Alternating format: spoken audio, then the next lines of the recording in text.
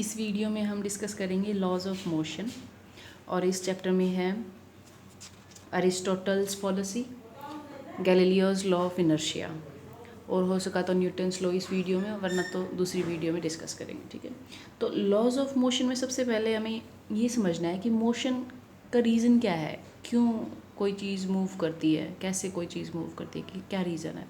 तो उसके पीछे रीज़न है फोर्स। हमेशा एक्सटर्नल फोर्स की वजह से ही कोई बॉडी मूव करना स्टार्ट करेगी अगर वो रेस्ट में है। तो फोर्स क्या है? Which it is an external effort in the form of push or pull which produce or tries to produce motion in a body at rest, or stops or tries to stop a moving body, or changes or tries to changes the direction of the motion of a body. ठीक है, तो ये force हो गया। Some external agency is always needed to provide force. Without external agency, no force is possible. So external agency need not necessarily be in contact. ज़रूरी नहीं है वो कॉन्टैक्ट में ही हो। किसी चीज़ को हम हाथ लगा के पुश करते हैं, ठीक है, फोर्स है, लेकिन ज़रूरी नहीं है हम उस बॉडी को टच करके ही उसके अंदर उसको फोर्स कर सकते हैं। जैसे कि ग्रेविटेशनल फोर्स है, मैग्नेटिक फोर्स है, दो मैग्नेट्स अगर रखी हैं तो उन वो आपस में बेशक टच ना करें, लेकिन एक दूसरे को पुल और पुश वो कर सकते हैं। तो external agency need not necessarily be in contact with the object. So next question आता है कि अगर हमें कोई बॉडी यूनिफॉर्म मोशन में रखनी है तो उसके लिए एक्सटर्नल फोर्स ज़रूरी है या नहीं है। तो इसका जवाब दिया अरिस्टोटल ने, लेकिन वो हालांकि गलत थे।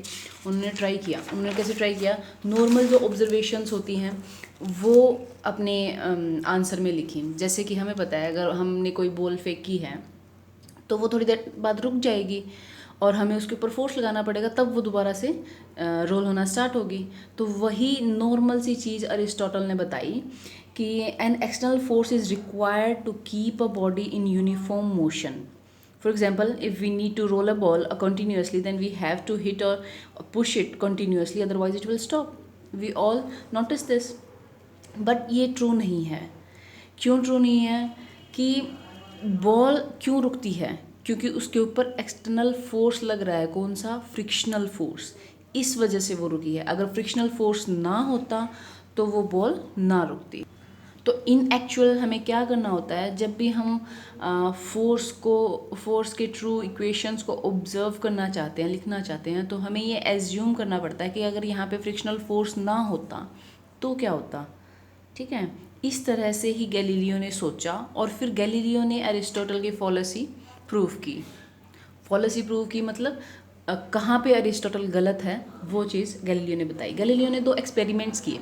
फर्स्ट एक्सपेरिमेंट किया, उसने एक इंक्लाइन प्लेन लिया, उस पे से बॉल को रोल किया। तो उसने क्या ऑब्जर्व किया कि जब बॉल ऊपर से नीचे की तरफ डाली जा रही है तो उसमें एक्सेलरेशन प्रोड्यूस होता है। We all know that. And second कि जब नीचे से ऊपर की तरफ इंक्लाइन प्लेन पे बॉल को फेंकेंगे तो उसमें रिटार्डेशन आएगा। रिटार्डेशन मतलब नेगेटिव एक्सेलरेशन। और थर्ड चीज़ क्या ऑब्जर्व की कि किसी हॉरिजॉन्टल प्लेन पे अगर हम बॉल को डालते हैं तो वो एक अलग ही सिचुएशन होती है। मतलब देखो, अगर नीचे आ रही थी एक्सेलरेशन, ऊपर जा रही थी रिटार्डेशन, तो बीच में ये प्लेन है, हॉरिजॉन्टल प्लेन है, तो इन दोनों के बीच की कोई सिचुएशन होनी चाहिए। मतलब ना ही एक्सेलरेशन ना ही रिटार्डेशन। तो गैलीलियो ने क्या कंक्लूड किया कि an object moving on frictionless horizontal plane must neither have acceleration nor retardation, it should move with constant velocity. ठीक है, तो कोई फोर्स नहीं लगाना पड़ेगा। अगर कोई बॉडी यूनिफॉर्मली हॉरिजॉन्टल प्लेन पे मूव कर रही है तो वो मूव करती जाएगी, ना ही उसकी स्पीड बढ़ेगी ना ही उसकी स्पीड घटेगी। फिर सेकंड एक्सपेरिमेंट किया गैलीलियो ने डबल इंक्लाइन प्लेन लेके। मतलब दोनों साइड, एक प्लेन है वो दोनों साइड से इंक्लाइंड है। ठीक है, फर्स्ट जो ऑब्जर्वेशन थी वो थी दोनों साइड से इक्वली इंक्लाइन प्लेन के साथ। उसने किसी एक पर्टिकुलर हाइट से बॉल को छोड़ा और फिर ये ऑब्जर्व किया कि दूसरे प्लेन पे वो उसी हाइट तक बॉल पहुंच रही है, उससे ऊपर नहीं जा रही है। ठीक है, ये जो लेंथ है बीच की ये फाइनाइट है। तो इसकी वजह से जो बीच का फ्रिक्शन है ना, जो बॉल और प्लेन के बीच में फ्रिक्शन है, वो वर्क तो कर रहा है लेकिन वो ऑब्जर्वेबल नहीं है, इसलिए वो सेम हाइट तक जा रही है। फिर सेकंड उसने क्या किया, जो सेकंड प्लेन था उसको थोड़ा इंक्लाइन कर दिया, ज़्यादा इंक्लाइन कर दिया, उसका स्लोप इंक्रीज़ कर दिया, सॉरी डिक्रीज़ कर दिया।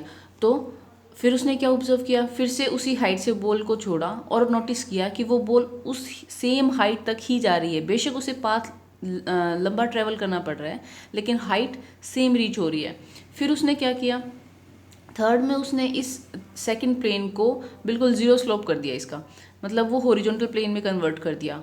और फिर देखा कि मतलब फर्स्ट में इक्वल हाइट गई, सेकंड में भी इक्वल हाइट गई, तो थर्ड में भी इक्वल हाइट रीच करनी चाहिए ना। तो गैलीलियो ने कहा कि जब तक उसकी वो पर्टिकुलर हाइट नहीं बन जाती तब तक वो मूव करती रहेगी, और अगर आगे हमने पर्टिकुलर हाइट दी ही नहीं है, प्लेन को इंक्लाइन किया ही नहीं है, तो वो इनफाइनाइट टाइम तक, इनफाइनाइट डिस्टेंस तक मूव करती रहनी चाहिए। आइडियली ऐसा होना चाहिए, लेकिन एक्चुअल में तो ऐसा होता नहीं है कि हम कोई बॉल को फेंक के और वो चलती जाए। तो ये सारी चीज़ें नोटिस करके गैलीलियो ने कंक्लूड किया कि to maintain a body in uniform motion along a straight line we need to apply an external force, but this force is to counter the frictional force. मतलब हमें फोर्स लगाना तो पड़ता है, अरिस्टोटल ने ठीक बोला, लेकिन वो फोर्स फ्रिक्शनल फोर्स को काउंटर करने के लिए लगाते हैं। अगर फ्रिक्शनल फोर्स वहाँ पे नहीं है तो हमें कोई भी फोर्स नहीं लगाना पड़ेगा, ठीक है। तो टोटल नेट जो एक्सटर्नल फोर्स होता है वो ज़ीरो होता है, ठीक है। इसी को हम गैलीलियोज लॉ ऑफ इनर्शिया कहते हैं, और जो न्यूटन्स फर्स्ट लॉ है वो एक्चुअल में यही है, गैलीलियोज लॉ ऑफ इनर्शिया। अब ये इनर्शिया क्यों बोला हमने इसको, इनर्शिया का मतलब होता है रेजिस्टेंस टू चेंज। मतलब कोई बॉडी अगर रेस्ट पे है उसको हमें कितना फोर्स करना पड़ेगा, मतलब वो कितनी ज़िद्दी है अपनी स्टेट पे बने रहने के लिए, उसको बोलते हैं उस बॉडी का इनर्शिया, ठीक है।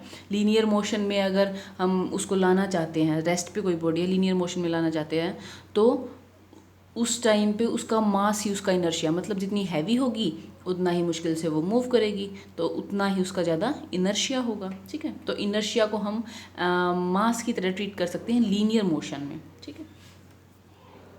इसको इस तरह से डिफाइन कर सकते हैं, it is an inability of a body to change by itself its state of rest और uniform motion along a straight line, this is called inertia of that body. Heavier the body, greater the force required to change its state, and hence greater is its inertia. और inertia तीन type का होता है, inertia of rest, अगर कोई body rest में है तो वो रेस्ट में रहना चाहती है, वो इसका inertia of rest है। inertia of motion, अगर कोई मोशन में है बॉडी तो यूनिफॉर्मली मूव कर रही है और हम उसको रोकना चाह रहे हैं तो वो उसको अपोज करेगी, तो वो इनर्शिया ऑफ मोशन है। और किसी बॉडी की डायरेक्शन चेंज करना चाहते हैं तो वो डायरेक्शन चेंज करने के लिए जो लगाया गया फोर्स है उसको भी अपोज करेगी, तो वो है इनर्शिया ऑफ डायरेक्शन। और इनर्शिया की SI यूनिट होती है kg, क्योंकि मैंने बताया ना कि लीनियर मोशन में इनर्शिया को हम as a mass of body treat कर सकते हैं।